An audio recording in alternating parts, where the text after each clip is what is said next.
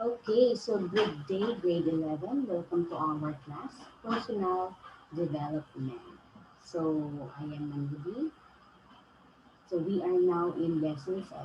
And lesson 7 focuses on self-development. Identify ways that help one become capable and responsible adolescent prepared for adult life. Okay, so let's begin.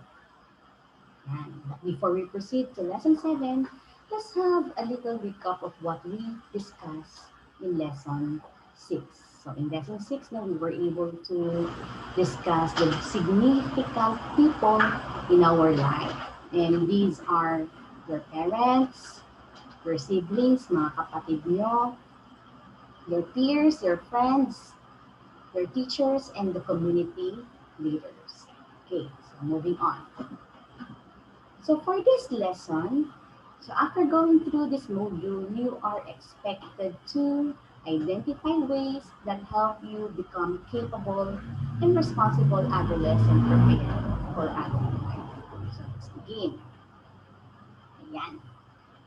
But before we start our discussion, let me discuss you the activity number 1, and we call it actions to situation. So you can have this activity in our module page 75.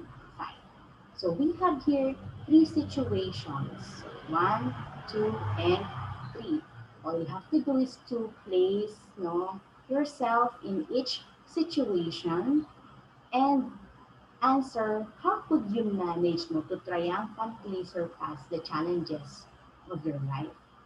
So all you have to do is to place yourself doon sa sitwasyon, and then ano ang gagawin mo para solve mo yung mga problema sa sitwasyon yan. So kindly discuss what actions would you take to overcome each of the given situations, and you are to write your answer on a separate answer sheet. So ano po? So you can write your answer in a yellow pad paper or intermediate paper or even bond paper. So thumbs up kung malinaw po ang activity number 1. So moving on, yan. So let's discuss. Kasi when you become capable and responsible adolescent, let us muna define ano ba yung sinasabing responsibility. Why you need to become a responsible person. So when we say responsibility, it's always a big word for you, lalo sa inyong mga adolescents or teenagers. Parang napakalaki ng, ng dinadala yung problema kapag nabigyan kayo ng responsibilidad. Okay, so let's define. So when we say responsibility, it is any moral, legal, or mental obligation or duty that is directly or indirectly entrusted to you by the people around you, from which you are held accountable for whatever consequences or circumstance that you may arise in the future. So, ito yung what is the synonymous dun sa word na responsibility base sa binasa natin. So, it's obligation. So, ito yung mga inaatang na mga obligations ng nino ng mga significant people around us. Di ba? Yung mga nabanggit ko pa sa diniscuss natin sa lesson 6. So, sila yung mga nag-e-entrust sa atin directly or indirectly ng mga responsibilidad. No? Now, we must be what? Accountable for whatever consequences. Pag tayo nag-take ng action doon sa responsibilidad na yun, and whatever the result, we must be held accountable. Yan. For kung ano man yung magiging resulta mo. And when we say responsibility, it is part of growing up. Ibig sabihin noon, habang lumalaki ka, habang nag-iedad ka, kaakibat ang responsibilidad. Sabi nga, no one can do away with having sense of responsibility.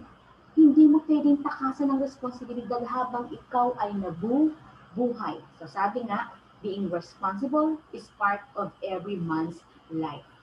So kasama yan, kahambal yan ng buhay. Responsibilidad. Okay. So why be capable and responsible adolescent? So at this point in time, nasabihin niyo, bata pa ako eh. 18 lang ako, 17 lang ako eh. Ba't kailangan ko maging responsable kagad? Why? So we have here four reasons why you need to become capable and responsible as early as adolescent. So first, yan. So we are being taught and trained to develop no, a great sense of responsibility so that we will be capable of facing the consequence of our actions. Ayan. So as early as adolescent, kailangan maging responsable ka na. Kasi bakit? You are already, di ba, capable of making decisions. So when you make decisions, kailangan responsable ka dun sa kung ano mga kalalabasan nun. Di ba? Next, being capable and responsible adolescent means having a harmonious way of living. So maayos ang buhay. Di ba? Kapag responsable ka kasi nagagampanan mo ang mga iniatang na obligasyon ng mga tao sa paligid mo. Okay? Wala kang alalahanan, no? Wala kang kakaba-kaba dyan sa dibdib mo kung ano yung magiging kainatan kasi ginagawa mo siya. Okay, next.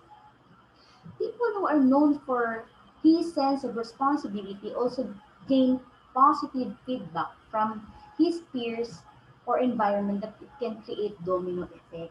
Ayan. Kapag responsable ka raw tao, of course, no, yung mga maririnig mong sasabihin ng mga tao sa paligid mo, positibo. Kaya nga, positive feedback. No? O yung batang yan, ako, kahit hindi mo sabihan, ako, gagawin mo yan. O yung batang yan, no? Isang sabi mo lang dyan, naku, tutulong niya. Gagawin niya yan. See? Positive feedback. And last reason why you need to be capable and responsible adolescent, individuals who are being emulated by the whole community eventually serve as the key for the good transformation of the society. Ayan. So, emulated yung tinitingal na hinahangaan dahil nga ikaw ay isang kabataang maayos, responsable. So, you become what? A role model, no? Key, no? Susi for the good transformation of the society. Eventually kasi, no? Kapag responsable ka, you will also become what? A leader in your community. Kung hindi ka man maging leader, no? A very good responsible kung ano man yung, no? Leader or worker, kung ano man yung field na papasukan mo. Okay? So these are the four reasons why you need to become capable and responsible adolescent. Okay? Moving on. Yan. So what about naman common responsibilities of adolescents? So sabi nga, no, as early as adolescent, kailangan maging responsable na tayo. And mind you, do you know already your responsibilities? Alam niyo ba yung mga responsibilidad niyo na? O baka mamaya, until now, hindi niyo pa alam kung ano yung mga dapat na ginagawa niyo, no? Okay, so isa-isahin natin yan. So what are your responsibilities? First, show respect to elders. Ayan, napaka-basic. Dapat marunong tayong gumalang sa nakatatanda. In what manner? For example, sabi nga, adolescent, you are bound to make good decisions na. So hindi ko mo marunong ka nang gumawa ng desisyon, hindi mo na igagalang ang desisyon ng magulang. Hindi mo na igagalang ang desisyon ng teacher. So kailangan may respeto pa rin. If we can still ask for their advices, why not? Kasi kasama yun sa paggalang sa kanila. Okay? Next. Take care of your younger ones. Ayan. Sino dito ayaw mag-alaga ng kapatid? Yan. So you must help your parents with their responsibilities. Kasi hindi naman po pwedeng nagtatrabaho na nga sila, pagdating sa bahay, sila pa lahat ang gagawa, sila pa mag-aalaga ng mga kapatid. So basic yan. So pag ikaw ang nakakatanda, ikaw ang panganay, o mayroon kang mas kapatid na mas nakakabata, tutulong ka sa pag-aalaga. Okay? Next. Study well. So this is the very reason baka tinatanong nyo ba't kailangan mag-aral, because studying very well is one of your responsibilities, no? Diba? Patandaan niyo yan. So mag-aral po tayo ng mabuti. Responsibilidad niyo yan. Okay? Next. Avoid engaging to bad vices. Ayan. Avoid. Iwasan. Ano ba yung mga bad vices na yan? Yung mga bisyo. Ayan. So, kabata-bata nyo pa, magbibisyo na kayo. O paano kayo magiging responsable? Maninigarilyo, iinom, ano pa, magte-take ng mga prohibited drugs, or even yung mga nakaka-addict ng mga online games, hindi ka na nakinag sa kakapindot, kakalaro, di ba? So, kung ayaw mong malulong sa mga ganyan, you should avoid those vices. Okay, moving on. Next, another responsibility. Establish a good identity. That's one of our goals in this subject. For you to be able to establish a good identity, di ba? Napag-aralan natin yan. So one of your developmental tasks is to establish a good identity. Anong klaseng tao ka? Anong klaseng babae ka? Anong klaseng lalaki ka? Anong klaseng estudyante ka? Anong klaseng anak ka. So you must know no, how to make your identity good. Okay? Next, earn the trust of the people around you. Tiwala. Paano mo ma-earn? Paano mo makukuha? Of course, by doing good, by doing good things, di ba? Kasi as an adolescent, no, you must have already the facility ng right and wrong, yung sense of right and wrong, alam mo yung tama at mali. So how to gain the trust of the people around you? Sa paggawa ng mabuti. Yan. Next, distinguish good company from bad influence. So, kumusta naman ang mga kaibigan mo? Are they good company or are they bad company? Saan kanila dinadala? Anong binibigay nila sa inyong influence? Is it bad or good? So, timbangin natin, ha? Kasi one of your responsibilities is to choose, your friends na dadalhin ka sa tama, hindi ka dadalhin sa mali. Yan. And the last is know yourself better. Kilalanin mabuti ang sarili. Yan ang pinaka-importante sa lahat. Makilala mo kung sino ka, anong kakayahan mo, anong kahinaan mo, at kung paano mo pa ito mai-improve. Kaya nga, know yourself better. Okay? So, these are the common responsibilities of adolescents. So, moving on. So, this time naman, so ito na yung pinaka-goal ng lesson natin, no? For you to find ways, no, on how to become capable and responsible person in preparation for adult life. And we have here 8 ways for you to become capable and responsible. So, let's start with number 1. Know your priority. Alamin mo kung ano yung mga priorities in life mo. Mag-aral ba? Diba? Makakuha ba ng magandang career, trabaho in the near future? O maghanap ng boyfriend at mag-asawa na lang? Mag-anak kagad kahit hindi pa tapos? So, know your priority. Ngayon, kung gusto mo mag-aral at maging successful, abay, kailangan hindi mo dapat i-prioridad ang pag-boyfriend. Okay? Next, have focus. Ayan. So, anong focus mo? Definitely your priorities in life, your goals in life. Yun ang dapat na lagi mong focus. Hindi ka dapat na malihis kung ano yung focus mo. Pag gusto mo makatapos ng pag-aaral, lahat ng mga gagawin mo ay dapat makatutulong para makatapos ka sa pag-aaral. Next, be decisive. Ibig sabihin nun, you must know how to decide, no?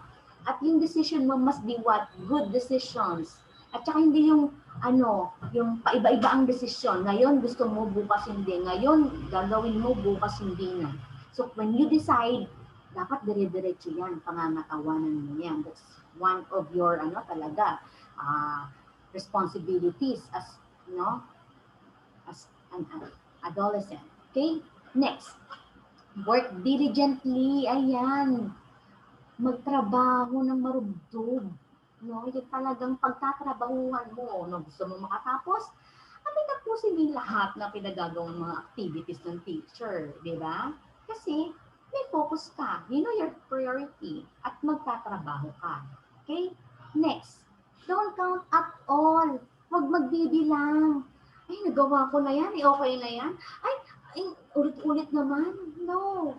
Kasi pag gusto mo yung ginagawa mo at may focus ka, kahit ulit-ulit, kahit nahihirapan ka at marami kang pagdaraanan, hindi ka magbibilang. Kasi andun yung focus mo. Next, stay humble. Ayan. So, being capable and responsible person, kailangan humble ka. Hindi ko mo may na-achieve ka na, may narating ka na, parang hindi ka na ma-reach, di ba? Kasi when you the more na ikaw ay nagiging successful, dapat yung dalawang paa mo nakaapak pa rin sa lupa. That's being humble. Okay? Next, love your duty. So whatever, no, responsibility na o trabaho na ibibigay sa iyo ng mga significant people around you, like ng magulang mo, anong mga responsibilidad mo sa bahay, you should love it, no? Kasi kapag masama ang loob mo at ayaw mong gawin, hindi mo 'yun magagawa at hindi mo 'yan matatapos. Tandaan mo 'yan. And last is dedicate time. Ayan. So you should know how to dedicate your time. Saan mo ilalaan yung mga oras mo? Of course, sa kung ano yung priority mo, 'di ba? You want to finish your study? Aba, find time na bigyan mo ng yan, ng oras. O, naka-enroll ka for synchronous, bigyan mo ng panahon para mag-attend ka sa synchronous class mo. Naka-enroll ka sa modular, bigyan mo ng panahon yung mga activities mo. Now, without the guidance of your teacher physically, dapat, no, kaya mo pa rin maglaan ng oras at kaya mo matapos. Okay? So what are the ways on how to become capable and responsible person? First, know your priority. Second, have focus. Third, be decisive. Fourth, work diligently. Fifth, don't count at all. Six, stay humble. Seventh, love your duty. And the last one, dedicate time. Okay? Yan. So we're done with our discussion. So I'll be just explaining the different activities that you need to accomplish for this lesson. So we are now in activity number 2. Activity number 2 is entitled Understanding Ways to Become Responsible Person. Okay, page 79 in our module. So what are you going to do with activity number 1? Napakasimple. Write yes if you agree with each of the statement and no if you do not agree. So we do only have 5 statements here. So sasagutin lang kung yes or no. Saan ilalagay? Separate paper po. Okay?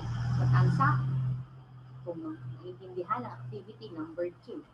Next, activity number 3. Ayan, we call this activity steps of becoming responsible. Page 80 naman in our module. So, steps, ibig sabihin no, ito, parang hagdanan itong ating, ayan, diagram dito. All you need to do is to list the steps no, on how you can be capable and responsible adolescent who is ready to face adult life. So, when we say steps, these are ways, no, pamamaraan, no? So, you are going to name 4 most relevant and effective means, ways, or pamamaraan that you have applied in your life. Yung nagawa mo na o na-apply mo na, no? And use the stair diagram. So, ito po yun. And explain your concept using the guide question. So, kapag ilagay nyo na yung 4 ways dito or means, you are going to explain by answering the 2 guide questions. So, ano yun? Number 1. What is so special with the steps you have mentioned in your diagram above? Bakit naging espesyal? O bakit kakaiba yung mga means or ways mo? Okay? Number 2. How can steps now be of great help in making you responsible and confident adolescent na facing adulthood? So, kung paano makakatulong itong mga nabanggit mong mga steps para maging responsable at confident na adolescent na in the facing adulthood. Okay? So, thumbs up kung naging maayos po. Okay. At naintindihan. Next. Activity number 4. For activity number 4 naman, we call it plans for the next 10 years. Ayan, page 81 naman. Okay, so what you need to do is you are to prepare a matrix. So, when say matrix, ayan, table. Ayan, indicating your plans for the next 10 years. So, kailangan mag-project na tayo, no? Ano yung mga plano natin sa buhay? That's part of being responsible, actually. Like, for example, we have here an example. Year 2020-2021. So, ito yung present year natin. Anong activity na nilagay niya? Graduated in high school. Probably grade 12 to. Anong strategy niya? Anong pamamaraan para makagraduate siya? I will study hard and finish all my requirements. Yan. So, as simple as that. O, gawin natin pang grade 11. O, for this school year, bawa, to finish grade 11. Ayan. Anong strategy mo? Of course, pwede I will study hard and finish all my requirements. Gagawin ko ang lahat ng mga activities ni Ma'am Ruby. Ayan. Okay. So, thumbs up. Kung naintindihan ang activity number 4. Moving on. Activity number 5. So, we call it list of all your weaknesses and plans. No? Page 84 naman po in our module. So all you need to do is to list down the 10 most important things that you wish to improve after 2 or 3 years and state your plans on how you will try to improve each. So you are going to identify naman yung mga weaknesses mo, yung mga not so good characteristics natin. And of course, in each weakness, ayan, you are going to write ways to improve my skill. Like for example, weakness mo, mahina ka sa English. Ayan. Anong ways, anong mga pamamaraan para i-improve yung skill na yon? Okay? So, 10 pong weaknesses. So, thumbs up. Kung naiintindihan. Next. And the last one, last activity, you are going to write your reflection in your journal notebook. Ano pong ilalagay sa reflection? Ayan, lagi ko niyang sinasagot sa GC. So when you write your reflection, all you need to do is to write what you have learned in this lesson and what is the contribution of this lesson for you to become a better person. Ano pwedeng tulong ng lesson na to para maging mabuti kang tao, for you to be able to improve yourself. So as simple as that. Okay? So, thumbs up po. Kung naintindihan ang activities 1 to 6. Yan. So, that's it. Tapos na po tayo for lesson 7. So, with that, I hope to see you next lesson. Bye, guys.